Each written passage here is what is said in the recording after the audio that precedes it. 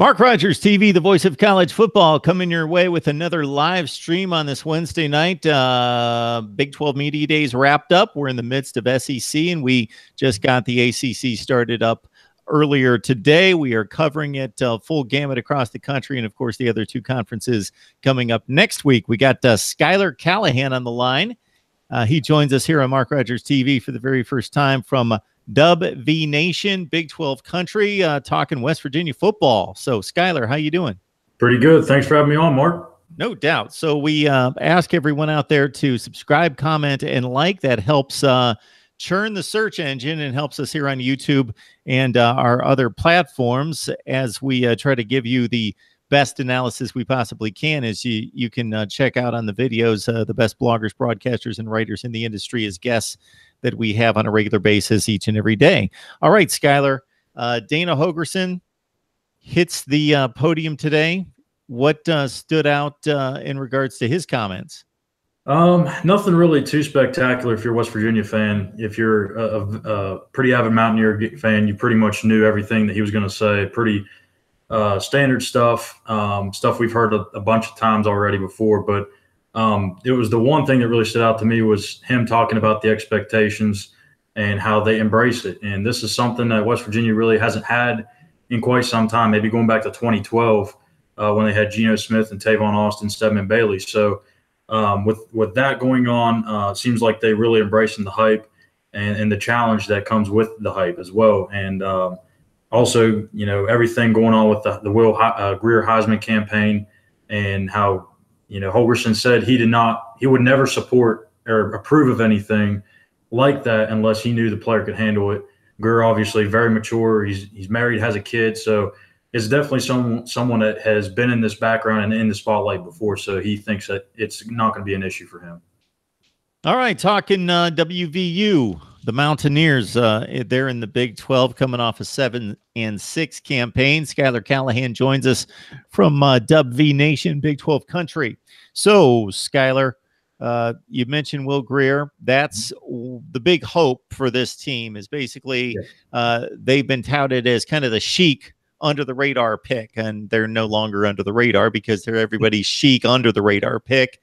And people are talking West Virginia possibly winning the Big 12, and they point to that guy, Will Greer. He's going to throw for a zillion yards, and hopefully everything else holds together on defense versus a league that's typically stout, inexperienced, and talented quarterback where there are question marks among the rest of the contenders. So that's kind of your ace in the hole right now.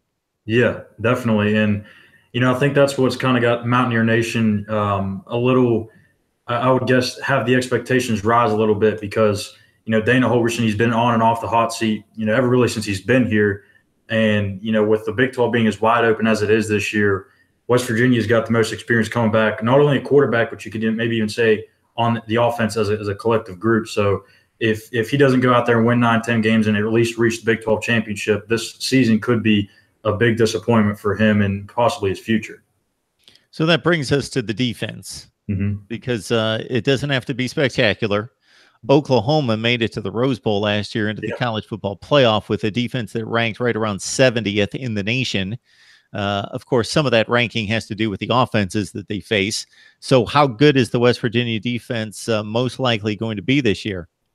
We're going to find out. I think it's going to be a little bit better than last year. Last year was really young, really inexperienced, and, you know, just kind of had a lot of depth issues in the back end at cornerback and safety. You had, you know, the top end guys like Kaiser White, Drayvon Henry, but Drayvon didn't look like the guy that he was a year before his injury. So having him back, hopefully he's got that extra step back in him. They lost 2 of their 3 starting defensive linemen, so that's going to be one big key that they're going to have to try and fill with, you know, either guys like, you know, Ezekiel Rose are going to step up into that starting role. Darius Still is moving over from defensive end to nose tackle. And then they also plugged in 2 transfers from USC, Kenny Bigelow and the transfer from Clemson, Jabril Robinson. So they're going to add some veteran depth, but it's going to take time for them to get used to that 3-3-5 stack defense that Tony Gibson likes to run. So I'm going to be interested to see how this pans out. But like you said, they don't have to go out there and hold opponents to, you know, under 20 points a game. This offense is really capable of going out there and winning as long as they put up, if they put up 40, 50 points, no one's going to outdo them unless it's in Oklahoma. So the defense, if they can be at least half of what they were in 2016, they should be a pretty good team. So is this optimism about West Virginia more about West Virginia, or is it more about the Big 12 and just thinking that the rest of the conference, specifically Oklahoma, has taken a step back? Therefore, it's kind of a wide open race with West Virginia, Texas, and probably West Virginia and Texas, maybe in Oklahoma State, but most likely the other two having a shot against what's typically been the dominant program. Yeah, I mean, you could look at it both ways. I mean, you look at West Virginia, they bring back probably their most talented quarterback that they've had since Geno Smith. And, they bring back a Blitnikoff finalist and Gary Jennings, who was the Big 12 leader in receptions. They got a pretty good offensive line coming back, 3 to 4 starters coming back on that offensive line. So there is experience and there is a reason why they're getting the attention and the hype. But I think it's more so because the Big 12 is maybe going to be a step down this year. Oklahoma loses Baker Mayfield. Oklahoma State loses Mason Rudolph. Kenny Hill gone at TCU.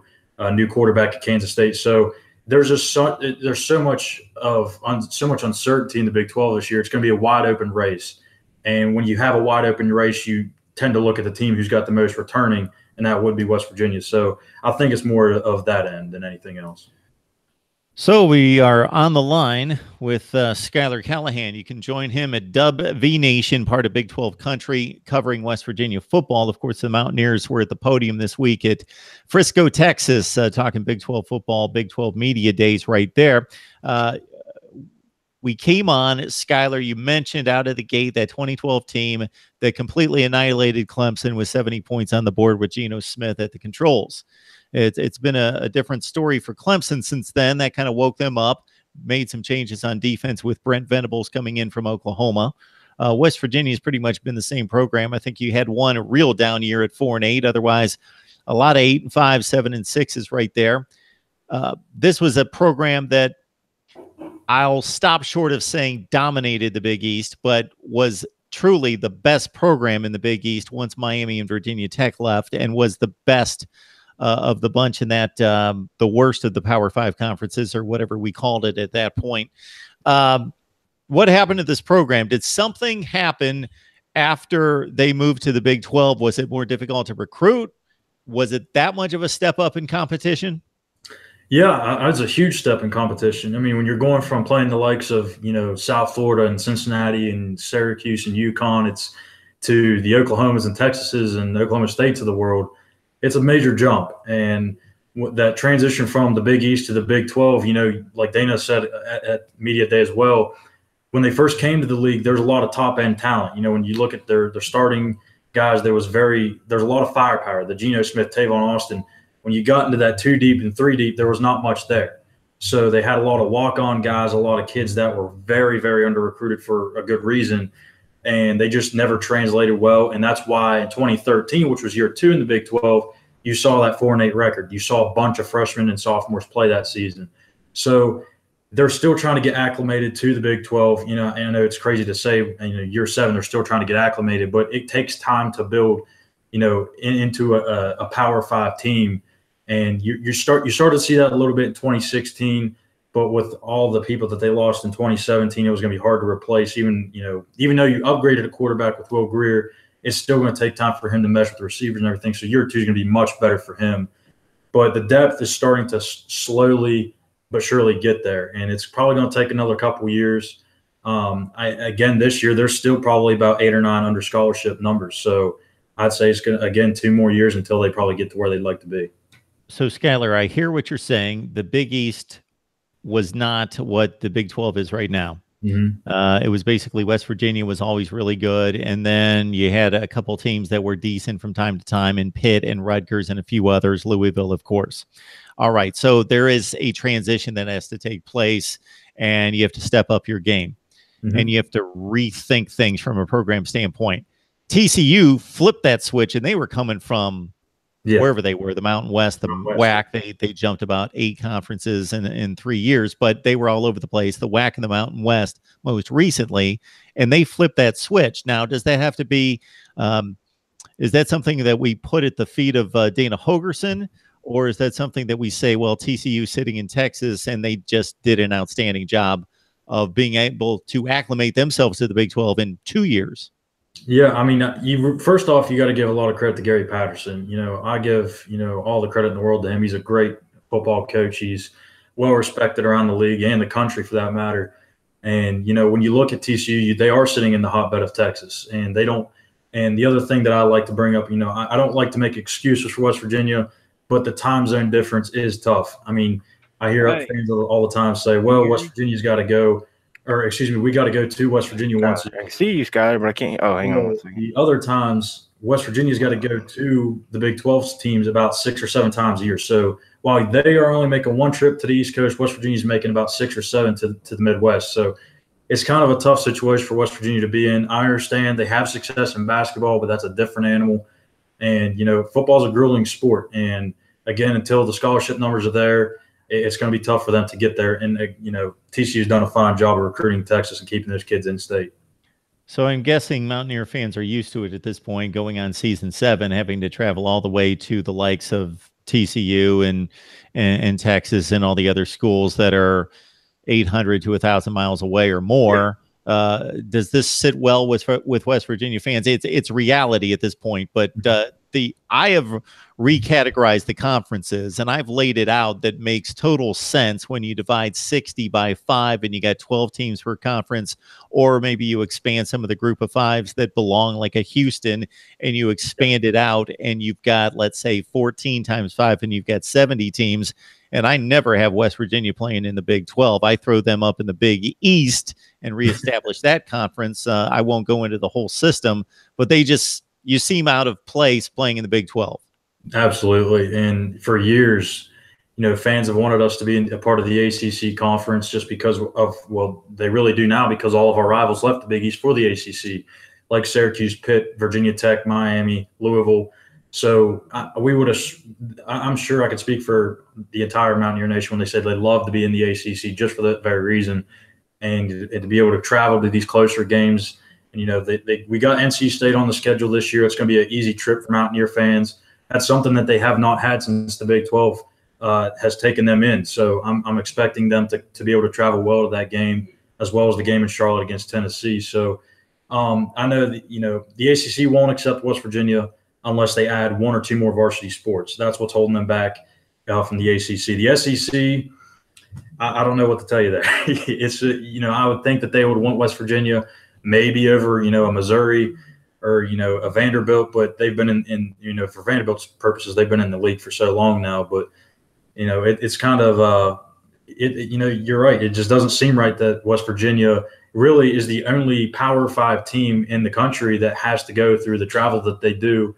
And it definitely wears on the team. I basically kicked West Virginia, Louisville, Penn State, Maryland, Rutgers to the east and made a Big East conference. Pitt, Syracuse, all of them. I love that. And then I took it was the most watered down conference, but I tried to bulk it up with a Penn State and a few other teams. So Louisville, West Virginia, it was a decent conference. And then I had 12 left in the ACC, and I got them to 14 with Central Florida and South Florida. That's a nice little ACC. You throw Texas A&M and Mizzou back out, and I went through the whole logistics, and it wasn't that difficult. Of course, this would take millions of dollars and all sorts of egos that have to be crushed across college football for this to actually happen, and cooperation. So it's not going to happen, but it's fun to talk about. So we got Skylar Callahan on the line. You got to join him at Dub V Nation, talking West Virginia football, getting us set for 2018, and the Mountaineers, the chic underdog pick for the Big 12 championship. And this might be a good entry point for one Corey Warren, who joins us from Big 12 country. Corey, how you doing tonight? Pretty good. How you doing? I'm doing just fine. So Corey specializes with the Sooners there. And I found it funny that a lot of people like me are considering Texas.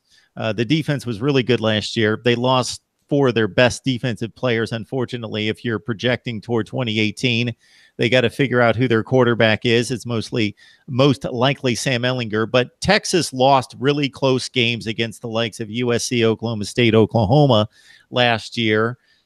Do they take the step up? West Virginia is getting touted all over the place with Will Grier, the best quarterback in the conference. But when it comes down to it, you guys in the media voted, and Oklahoma had like a zillion votes, and everybody else had 2 or 3. So Oklahoma still, people are trusting your personnel. No, definitely. And here's the thing. I think people are kind of underselling Oklahoma a little bit. I think maybe they just, the Baker Mayfield, what he did with the team and everything, obviously that was great. But if you follow Oklahoma's recruiting the last few years, they've recruited well into the top 15, top 10, and then the last couple of years even higher than that. So the personnel, the parts around them are a lot better than they used to be. Oklahoma's been doing what it's been doing in this league, basically with top 20, top 15, top 20 recruiting classes, which is not what they're used to doing. So I think that's part of it. I think people are starting to see that talent. And you have to have faith in this staff and, what they've done on the recruiting trail. They've kind of had a good eye for talent, and they've been able to sell these kids in Oklahoma, and it's really turning the program around. They're back to recruiting the level that they're used to recruiting at. And I think that's what the media sees. All right, Corey, Kyler Murray's not going to be bringing his baseball mitt to practice this August, is he? He's going to keep that in the door. I would hope not. I would think that would be a problem if he is. If he's got his baseball glove handy, then that means he's probably not playing too much at quarterback. And, I think some people, I think they kind of overblew Lincoln Riley a little bit this week. I personally think, I don't know how much people saw the comments he had at Big 12 Media Days, but it was basically, Kyler Murray isn't the starter yet.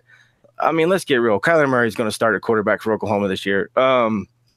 If he doesn't, something happened, I think. And Austin Kendall's a good player. Don't get me wrong. The kid is very good. He's very highly recruited, and Lincoln Riley loves the kid and all that. But, Kyler Murray is the quarterback. They said he was lying. I think, in a sense of that we all know Kyler Murray is going to play. Yeah, if you want to say he was lying, he was lying. But in a sense of I don't think they've truly named that guy yet. Among everybody, I think in that sense, we know. This is going to get our guy, Uncle Lou, a little bit fired up when I mentioned that Rodney Anderson ripped up the Georgia defense for over 200 yards total offense. Well, if you extrapolate what he was able to do like the last 7 or 8 games of the season, it was crazy. He was like a 2,400-yard guy from scrimmage. He was that good. I don't know where he was the first 4 or 5 games. He had like 18 carries in 4 games. But regardless, Trey Sermon, it seems like he's going to take a bit of a different role, be more of a scat back, a guy that catches passes out of the backfield. I don't think we can overestimate the loss of Dimitri Flowers, one of the best blocking backs you'll find in college football. So what can we expect from one Rodney Anderson this year? I really think Rodney's going to do really good, again, provided he can stay healthy. Now, that is kind of been his problem. Last year, he finally had a great year the second half of the year, but the first 2 seasons, he had the injury when they went up to Knoxville against Tennessee. He gets hurt on the kickoff play. The year after that, he never steps on the field with the neck injury that he had in practice in fall camp. So that's really the question with him. I mean, he's one of the top 5 recruited running backs in the country out of high school. Everybody had faith, that he was going to be a really good player. If you're recruited as a running back to Oklahoma, especially in recent years, you have to think you're pretty talented. I think the kid's going to be pretty good. But the Dimitri Flowers thing, I don't think that can be overestimated. That is a big loss because that position going all the way back to 2012, 2013 has been huge for this team. Even before Lincoln Riley, they've kind of reinvented that halfback. The Cowboys do it with the cowboy back and some of the other things in the Big 12, but they've kind of repurposed that position, and they have killed people with Trey Millard, Flowers, on and on and on. So I do think that is a curious thing for me to watch this year. Do they replace that with some 2-back sets, get Sermon and him out there at the same time? How do they handle that? Because there is a kid they recruited from Carolina. I'm forgetting his name off the top of my head. I apologize. They recruited him from Carolina a couple years ago, but he hasn't quite stepped up and filled out that role like they thought. Yeah, I know that name off the top of my head, but I'm not coming up with it. I remember that as well from talking to you Oklahoma folks. Yeah. Does like half the state of Oklahoma now own Cleveland Browns jerseys? It's actually gotten pretty big here, I will admit. I personally won't. I love Baker, wishing the best. I can't stand the Cleveland Browns, I'll be honest. What did the Cleveland Browns ever do to offend us besides even a game? It's not necessarily, you know, just well, part of it is I don't have a lot of interest in the NFL anymore. I did when I was a kid growing up. Yeah. And maybe that's the nature of where I am regionally. You know, everybody here is freaking Dallas Cowboys fans, and I get so sick of them as it is. And I don't know. The Cleveland Browns are just not something that appeals to me. But I've had some of my best friends who have never seen a Cleveland game in their life. They are all decked out in hats and clothes and jackets and everything else. So, all right, Skylar, when is the OU West Virginia game? It is the last game of the year. Oh, okay. So that doesn't make any sense to me. I don't like that. What happened in the Big 12 with scheduling Oklahoma and Oklahoma State the last game of the year? I know that they tried to avoid a repeat in the Big 12 championship game, and that was pretty obvious last year. But why are they continuing this trend of not playing what's been a traditional rivalry on rivalry weekend for the conference? Do you guys have any answer for that? Yeah, I'm not too sure. I know Corey may have more of an input on that one, but I mean, I don't know, because obviously West Virginia and Oklahoma are nowhere near rivals. I mean, West Virginia doesn't even really have a rival in the Big 12. I mean, if you're going to look at, I guess, you know, how the tempers flare in games like that, I guess West Virginia and Oklahoma have been pretty chippy every game. But I mean, and they have had really close games. You know, Oklahoma has beaten West Virginia every time since they become a member of the conference.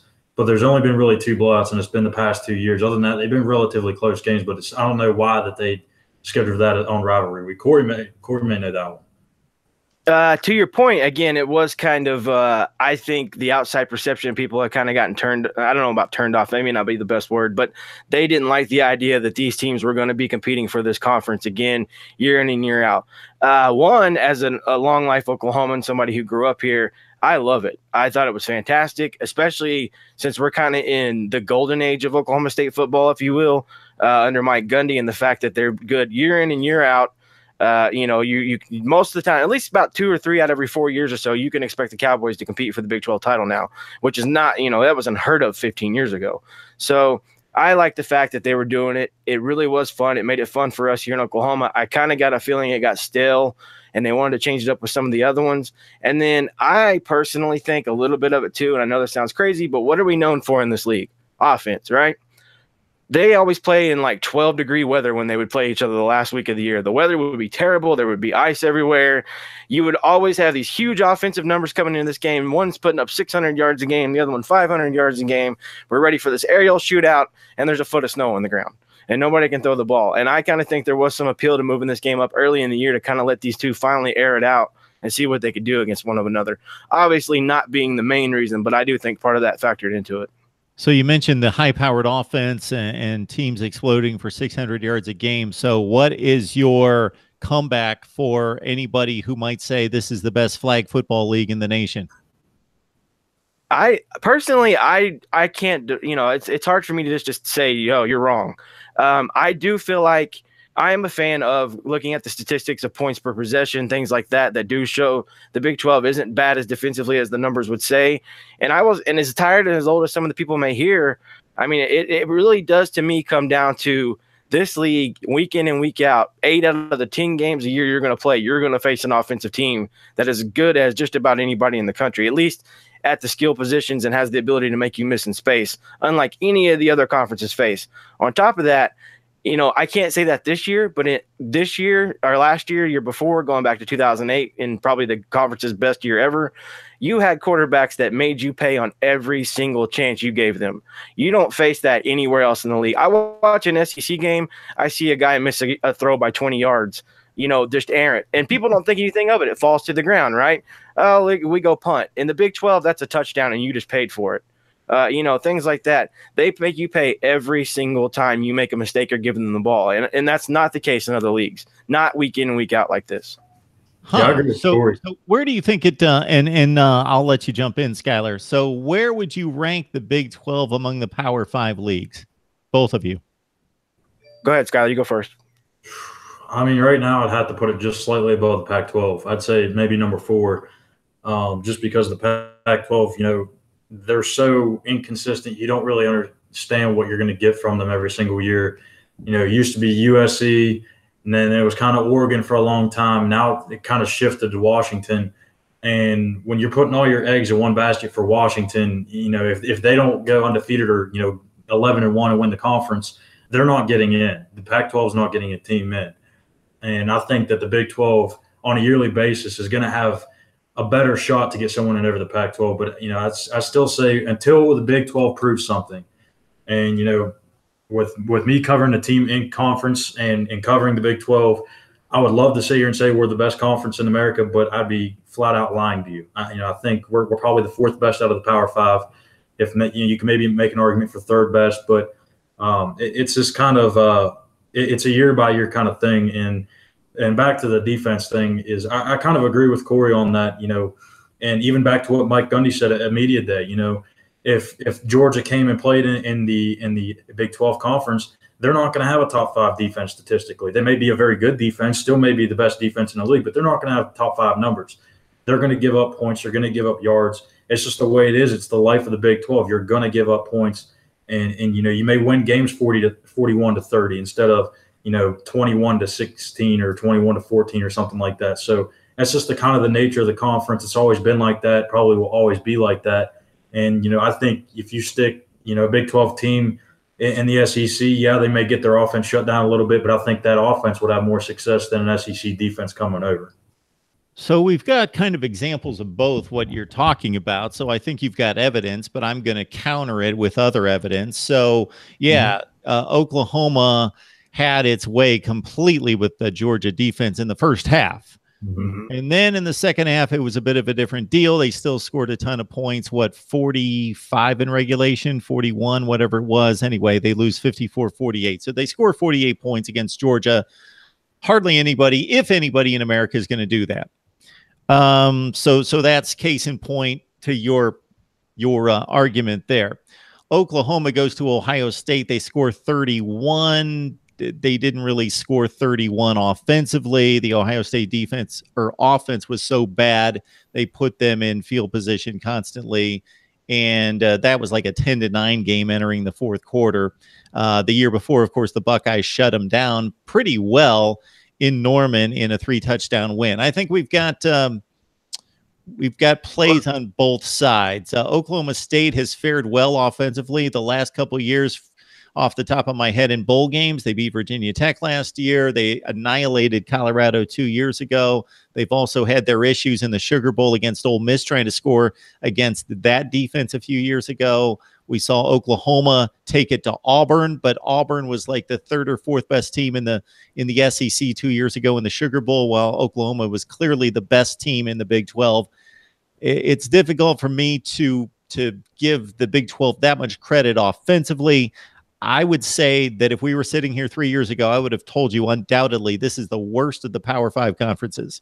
I'm going to tell you right this second, agreeing with Skylar there, that the Pac-12 has now distinguished itself as the worst conference. That could change this year. I do think that Pac-12 is not awful top to bottom, but it doesn't have anyone to compete with Oklahoma and maybe some other teams here. They have a lot of decent teams. They have a lot of, like, if we could rank the teams objectively 1 to 130 across the nation, the Pac-12 would just load up between like 35 and 50. It's a very balanced conference. Aside from Oregon State, no really awful teams. And the Big 12, I think, is edged past the Pac-12, but it's only been a few years ago that I thought the Pac-12, after coming off a 14-6 showing in out-of-conference play just a few years ago, was there. So things can change rather quickly.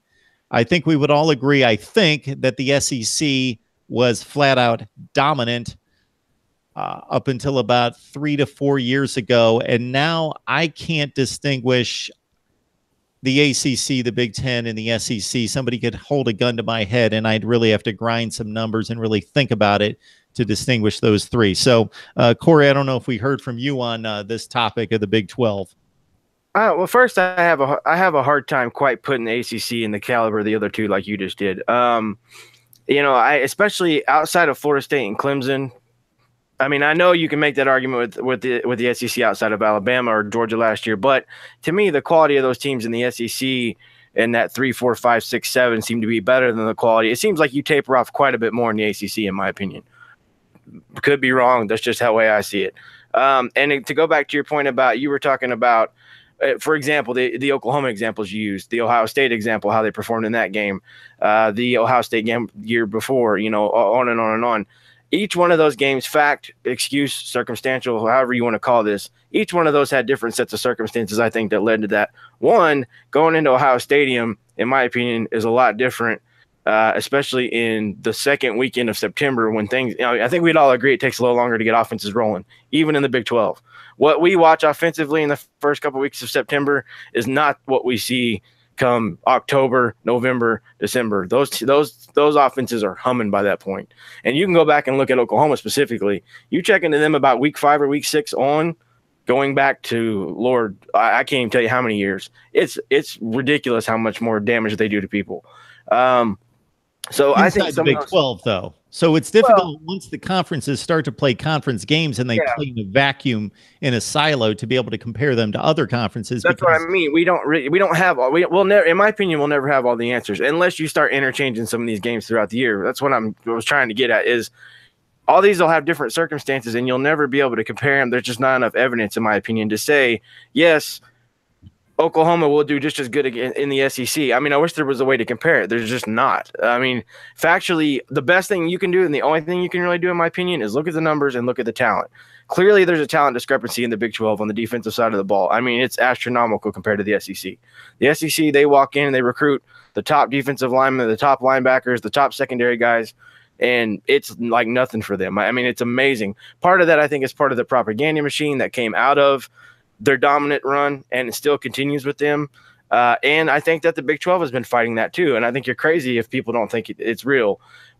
What the negative recruiting that has been done to the Big 12 in terms of you don't want to go play there, you don't want to go play, in a non-defensive league, you'll never get to the NFL, you'll never see the numbers. I think they fight that every single day, and it's been hard for them, even for schools like Oklahoma.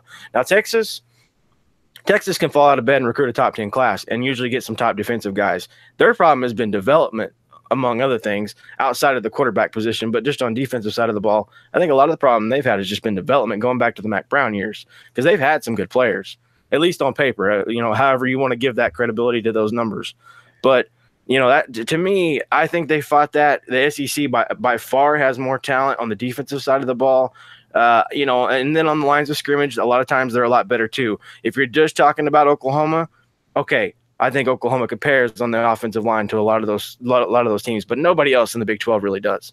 TCU was one of the better offensive lines last year in the league, and they, especially in talent in terms of all that, those guys really didn't do much of anything as far as getting drafted or when they started playing really good teams. I mean, they were just a solid offensive line.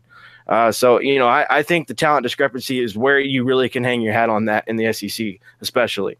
I just think there's a big difference. The Big 12 is starting to close that gap. If you look at the Big 12's numbers by team the last, 4 or 5 years, they're all out recruiting what they were, with the exception of Baylor, because we know what's going on there. But they're all out recruiting what they were 4 or 5 years ago. So they are starting to get it turned around. I think that narrative is starting to change a little bit.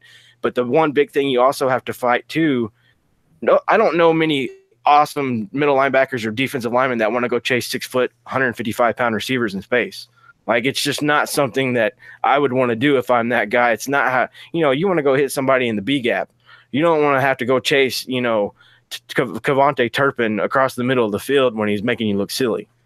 So I think that's part of the stigma of it too. But I think maybe the style of play comes into that and makes the Big 12 players in space look better. I don't know that if you checked out NFL draft statistics over the last 10 years that the Big 12 would be decidedly better than the SEC at wide receiver. That's not what I'm saying. No, I'm not saying that. I'm just saying the perception of it, even if whether you believe it's true or not, to me, if you're an awesome defensive player, now I still don't get the secondary thing. To me, I still will never understand that. If you're a top corner or a top safety, to me, you should want to come play in this league and show what you can do. Now, the rest in the front seven, I can understand you not, whether you believe they're the greatest players in the world or not. I can understand you watching that on TV and saying, I'm not going to go chase that guy around the field for 4 quarters. I'm not going to do it. I would rather go chase your quarterback. And I totally get that. But on the back part of the defense, I still to this day do not understand. If you're a top corner or a top safety, why are you not coming to this league? I mean, I don't know a better shot you got at showing if you're really that good one-on-one with these guys. And again, the talent is getting better here. In the next few years, you're going to see it. So I appreciate you guys both sizing this up rather unbiasedly based on what I heard out of your mouth. I thought that was really good. I'm looking at the standings from last year, and we don't have a large enough sample size to give it much weight, but these are the only games we have to go on. The one Power 5 game that most of the teams play in the non-conference, then of course the bowl games. And let's look at it real quick. Oklahoma goes to Ohio State. They beat one of the 5 best teams in the nation, and Ohio State turned out to be one of the 5 best teams in the nation. I don't think there's any question about that. And Oklahoma won the game, and in the fourth quarter, dominated the game. So that's one up for the Big 12. Now, if we're looking at just a result, obviously Oklahoma lost to Georgia, and that's all that matters in a football game is losing, whether you lose by 1 or losing by 50. But we're evaluating teams and talent and ability to play, and that game was dead even. They went to overtime. Georgia made the plays. They won the game. DeAndre Swift, I believe, scores the winning touchdown, or Sony Michel, whoever it was. And Oklahoma's defensive deficiencies, I think, showed up on that play in particular. Okay, but Oklahoma fares extremely well as they take on 2 of the 5 best teams in the country. TCU beats Stanford in a really good game, matching different styles that was fascinating for us to watch. But in the end, TCU just too quick in space for Stanford. They win that game. And of course, what was their non-conference? Arkansas, I believe. And of course, they were in different leagues last year, and TCU was just a much better team and handed them like a 28-7 loss, if I remember correctly. Oklahoma State takes out a good Virginia Tech team, like a fringe top 25, top 20 to 30 team in a bowl game. And it was a close game, but it wasn't razor close. Oklahoma State was clearly the better team. Oklahoma State crushed Pitt, and you could say Pitt's horrible and they should have done that. But there's not a whole lot of teams in the country going to go to Pitt and win like just it's 28-0 before I blinked and the game's over. So that's one there for the Big 12. Texas, what they did going to USC, and yes, USC was not elite like we thought they might have been to start the season. They got annihilated by Notre Dame, and Ohio State beat them by 3 scores. But it's still USC, and they won the Pac-12, and they were the best team, and it's like the 3rd or 4th best team in the Big 12 going to the Coliseum, taking USC to double overtime. So that's kudos to the Big 12. Also taking Missouri and taking them behind the woodshed and pretty much controlling that game for Texas. So they got that done. They did lose to Maryland. Crazy game. Maybe we can't put a whole lot on that, but it was a result between the Power 5s and Maryland from the Big 10, who was awful last season, most of the season. When they were healthy at quarterback, went to Texas and won that game by 10. Again, Tom Herman's debut. They learned something after that. West Virginia, you're going to have to help me out, Skylar. What was their big non-conference game? Was it BYU? Virginia Tech. Oh, Virginia Tech. Yeah, game number 1. Yeah, 31-24. Beat that Virginia Tech team by a touchdown, right? 31-24? Yeah, 31-24. Greer had Sills in the back of the end zone, dropped the ball to tie the game up. Yes. Just one of those games, back and forth game, really good game, really slow to get going, but man, when that second half started going, the offense. Opening weekend. The game I'm going to throw out is that, yes, you credit Utah with beating the guys that were on the field when they played West Virginia, but that West Virginia team was a shell of itself by the time they played that bowl game, and that was an ugly game. Kansas State with a really good, was that the year that they beat Texas A&M in the bowl game? No, that was 2 years ago. Yeah. Kansas State, what did they do last year in the bowl game? Oh, I'm trying to remember. They won. Oh, they beat UCLA. Pretty marginal 6-6 UCLA team, but they did what they should do, and they won the game by like 18 points. So good call by Kansas State, although they did go to Vandy early in the season and lost by a touchdown. So not a good showing there against a 1-7 SEC team. Iowa State took Iowa to overtime. So that's, again, we're not just taking the win or the loss. We're taking how good did the team prove to be. Well, Iowa's pretty damn good. They're like a top 30 team, and Iowa State took them to overtime. And then, of course, I'm not going to talk about what they did in the Big 12. That was impressive because we're talking non-conference, but they beat a really good Memphis team that was a top 25 type team in the bowl game by 1 point. And then that pretty much closes things out as you come up with, of course, Texas Tech, Baylor, and Kansas. Baylor lost to Duke by a couple scores. Texas Tech played one of the Arizona. Houston. Well, I guess Houston's not Power 5. Excuse me. Yeah, but I still think it. It matters. They played like Arizona or Arizona State. Oh yes, they have done that here lately, and it's just been awful. It's been that right. The game a couple years ago set defense back maybe 100 years. It was unlike anything I've ever seen. So I don't think we really came to any conclusion, but that's what I like to do, and because those are the results on the field. Yeah. Well, and I agree. I think that's a great way to do it. I don't take anything away from that, and I think it gets back to my point of we're just never going to know. Like it's comparing. It comes down to. I think the Big 12 could make an argument for third in some years. I don't know about this year because I don't know that we're going to have the quarterback play. But the ACC, I don't know. I don't know.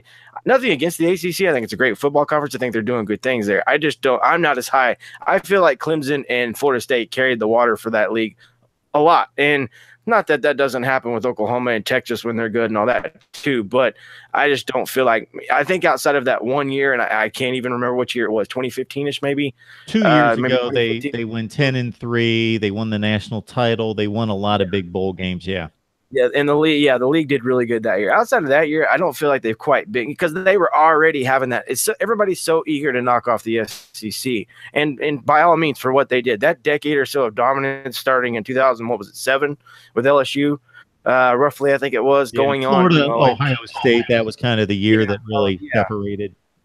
Yeah, going back to that and that decade or so of dominance where they just, yes, they won a lot of titles. You can certainly make the argument in several of those years if they played Team A. If Oklahoma doesn't blow a loss to Colorado, they might be playing in that national title instead of LSU. You can go back and make all these cases and for teams that could have done this or could have done that. The point is they got it done, and they did it for 10 years, and you cannot deny that. They show up and they win when they had to win. Regardless if you even believe that was the best team in the field that night, they did it. So you have to hand hats off to that. But everybody's so eager to knock that league off now that the ACC has one really good year, and all of a sudden, oh no, are they the best league in the country? We need to have that discussion now. No, hold on a minute. I think you're allowed, when you've had that kind of run the SEC did, a little bit of a mulligan. Maybe a down year. People leave. Things are cyclical, which is why eventually, maybe 5 years from now, we're having a completely different conversation. There is going to be a point if you can take some of the narrative and bias out of it that really leaves it a more clear, recruiting battle for some of these conferences and schools. I think you aren't having this, and we're already starting to see that. The SEC, like you said, is not head and shoulders above everybody anymore. It's just not. You can clearly say they got the most talent. They've had, the most solid conference, but I don't necessarily know it's any tougher to run their gauntlet than it is some of these other leagues. So, well, they do have the most talent, and what I go to there are the recruiting rankings and the NFL draft. Mm-hmm. So coming in and going out, I think you guys would agree. I think you can argue me here that if you look at any particular player, the recruiting services or the NFL scouts can get it completely wrong. But in mass, it's pretty close. You look at the recruiting rankings, who do you see? Ohio State, Alabama, Clemson. Yeah. Over and over and over every year. I hate that discussion with the people that, but I know a 2-star from my hometown that's now in the NFL. Yeah, but odds are most of the time those 5- and 4-star kids grow up to be really good players. In volume, yes, something. Yeah. Just like they say, it's not an exact science. You're never going to get them all right. But I do believe the system for recruiting now is as best as it's ever been with the camps and having people come where they can watch you and grade you.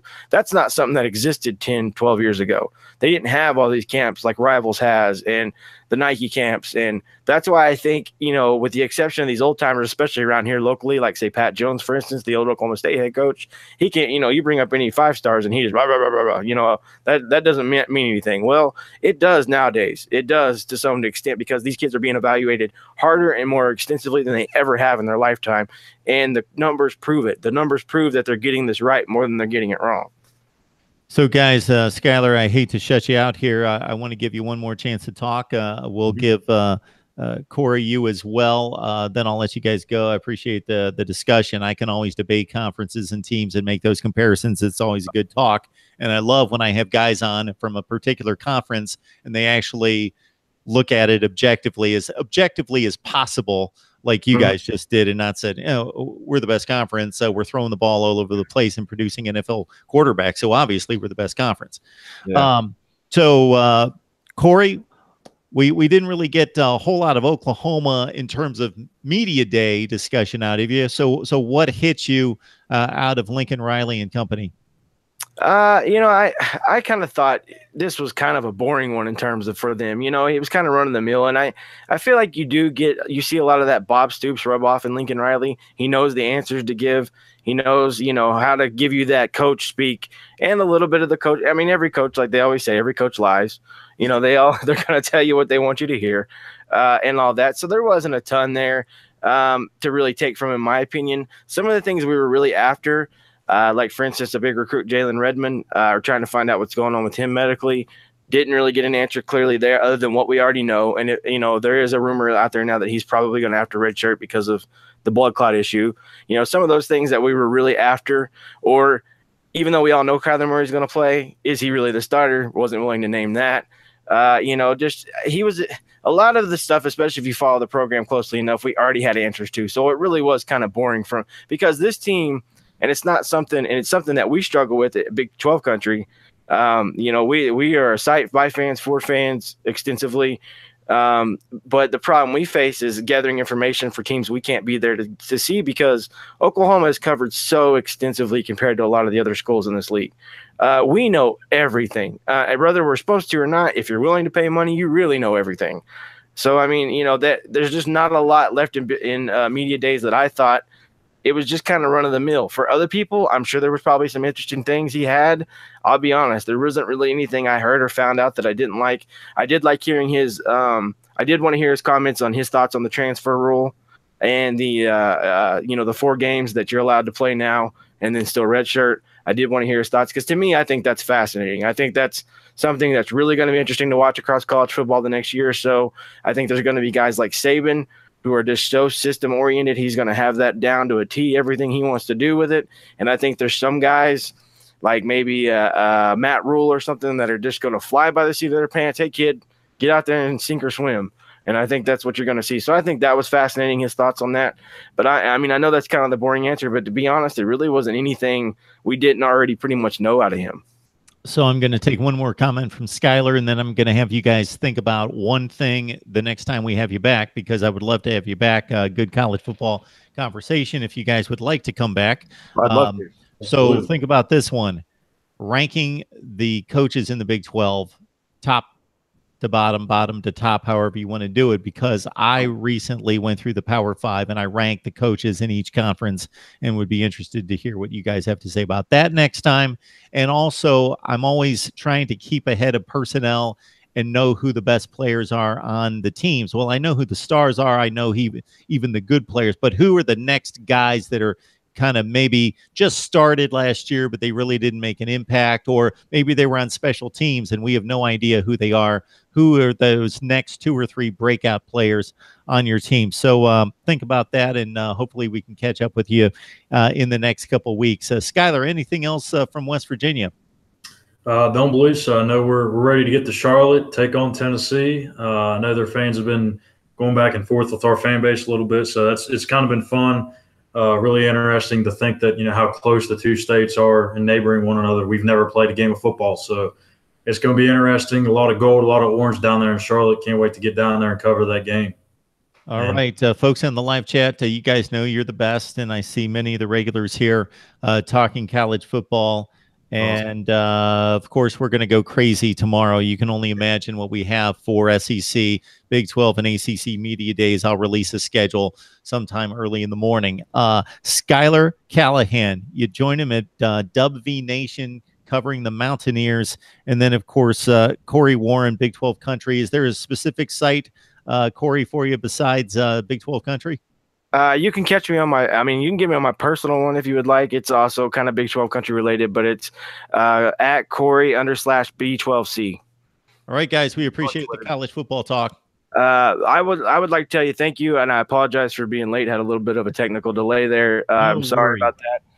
Thank you for having me on. This was fun. I don't ever get to do this because I host our show, so I never kind of get to be on the other side of it. It was a little nerve-wracking for me because I've never been on the other side of the firing line. So I appreciate you letting me do this. It was a lot of fun. The analysis was great, guys. I appreciate it. And I just don't invite everybody back. So you guys are welcome anytime. Thank you. Anytime you want to give us a holler, I'll make sure I'm on time then. We'll see you guys next time. Everybody on the chat. The schedule is like rock solid. I invited way too many people. Therefore, I'm getting all these invites back, and I'm going to be going full throttle all day. So we're going to have the SEC, the Big 12, and the ACC lined up for you tomorrow. All right, guys. We'll see you later. Thank you. All right. Thank you. Appreciate it.